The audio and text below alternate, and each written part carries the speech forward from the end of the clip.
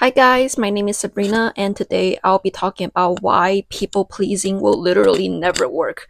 And it's not supposed to work because when you people please, you have to throw away a huge part of your real self in order to please others. So let's think about the action of people pleasing from a more mathematical sense. Let's say your happiness level is at 70 today, and then a group of people comes by that you really want to befriend. So, in order to people please, you have to sacrifice a part of your happiness to pretend to be someone else that you're not. And now your happiness level is at 40 out of 100. And because those people barely know you, so they're not really pouring back into you yet. So now you're depleted from 70 to 40. Usually, when those people are able to pour back into you, your happiness level will be at a 60 out of 100 instead of the original 70 out of 100. Because when they do pour back into you, what they're able to give to you are based on a persona that you put out. It's not based on the real version of you, and it's not based on what you truly need. So all in all, what happens when you people please is that the people you attract to you are not the best for you. And in turn, they're also not able to pour into you the way that you need to be cared for. So you won't be attracting any good matches that are actually for you. There's also like a bit of a sunken cost fallacy involved where sometimes when you pour into people and you don't get the result you want, you because you have a people pleasing tendency and you don't love yourself enough, you might end up thinking that, oh, I need to pour into them more in order to get the proper amount of love and attention from my friends that I crave initially. So then you start pouring more into them. But what you don't really realize is that you guys are just not the right puzzle pieces. So what they're able to give you aren't really what you truly want. I want everyone who got a people pleasing tendency to understand that your people pleasing tendency comes from a childhood abandonment from your family or negligence from your family for whatever reason. And this is an issue that you can only tackle by addressing it to your parents or addressing it to a therapist or counselor. Just continuously giving up on yourself and pouring into other people won't solve the issue.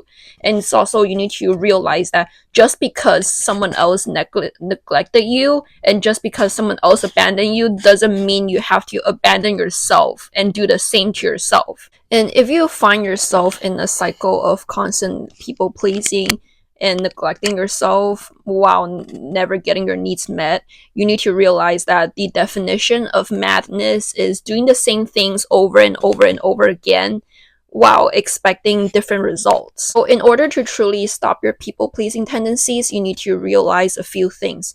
First of all, what kind of needs were abandoned or neglected by your parents for their convenience? And second of all, when those needs comes up in your adult life, how did you ignore them in order to fit in or please others?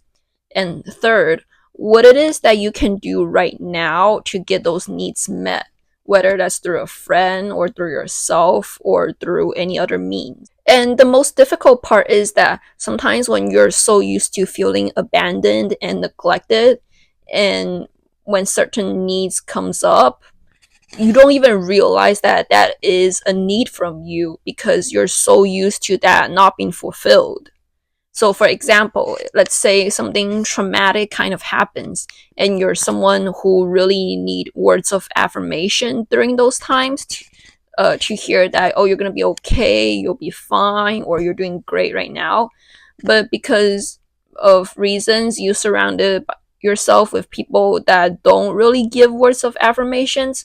So every time something hits you, you never get that need met, and enough time pass, it doesn't even register to you that words of affirmation is what you need when something traumatic hits you. So that's why it's also really important in our day-to-day life to consistently journal and to consistently check in with ourselves to see how are we feeling, and if we're happy and if we're getting all our needs met, or if we're feeling good but something's still missing, because that could also be an indication that, oh, you have a certain need that isn't being met. So even though like 90% of your needs are met, there's still that one thing that you're missing. And the next advice is more relevant to girls, but when you got really bad people pleasing tendencies, be very, very, very careful when you're vetting out the person that you're dating,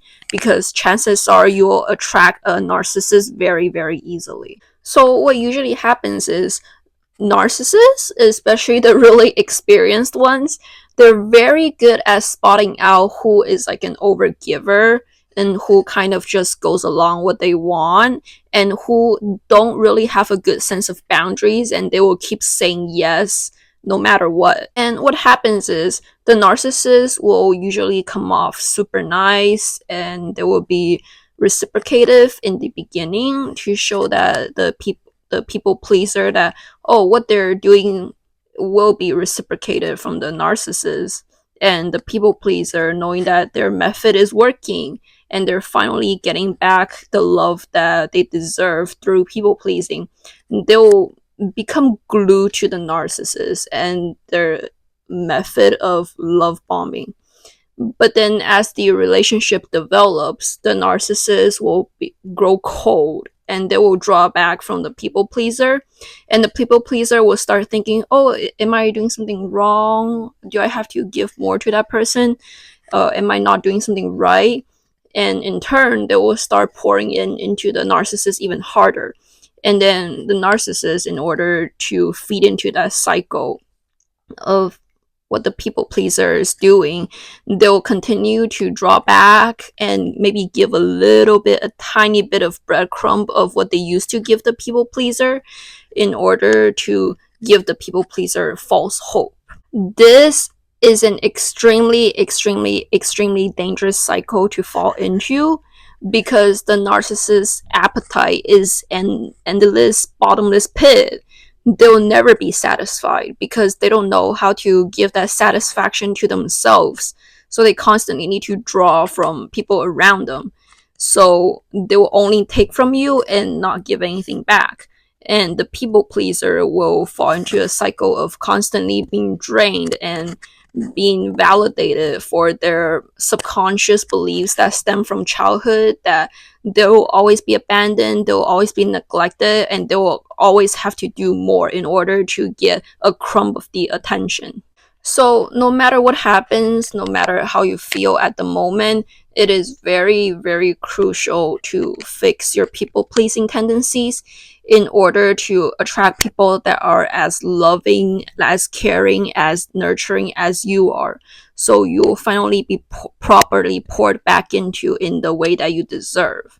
And I hope that people who watch this will wake up to the danger of staying a people pleaser, because the only person that is getting harmed in this situation is you. Thanks for watching my first video, guys. I'll see you guys next time.